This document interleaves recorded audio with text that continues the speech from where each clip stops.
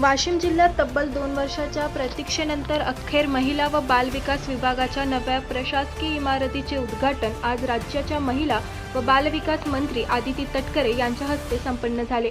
विशेष म्हणजे ही इमारत 2 वर्षापूर्वीच पूर्ण झाली होती, मात्र विविध कारणांमुळे उद्घाटन रखडल्याने कोट्यवधी रुपयांची ही इमारत वापरविना पडून होती। अखेर आज या प्रतीक्षेला पूर्णविराम मिळाला असून महिला, बालके आणि लाभार्थी नागरिकांसाठी ही इमारत सेवेत दाखल झाली आहे। कार्यक्रमाला आमदार श्याम खोडे, आमदार सईताई डहाके, आमदार किरण सरनाईक, जिल्हाधिकारी योगेश कुंभेजकर, महिला व बाल विकास विभागाचे अधिकारी, कर्मचारी आणि मोठ्या संख्येने महिला उपस्थित होत्या।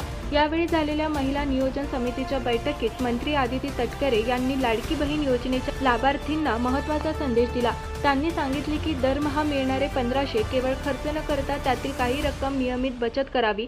भविष्यात शिक्षण, आरोग्य, मुलांचे शिक्षण किंवा एखाद्या आकस्मिक गरजेच्या वेळी ही बचत मोठा आधार ठरू शकते।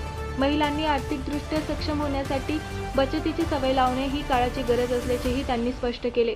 याशिवाय महिलांच्या स्वयंरोजगाराला चालना, स्वयंसहायता बचत गटांचे बळकटीकरण, पोषण अभियान, अंगणवाडी सेवा अधिक सक्षम करणे, बाल संरक्षण, महिला सक्षमीकरण आणि शासनाच्या विविध योजनांचा लाभ प्रत्येक पात्र महिलांपर्यंत पोहोचविण्यासाठी प्रशासनाने प्रभावीपणे काम करावे असेही त्यांनी सांगितले।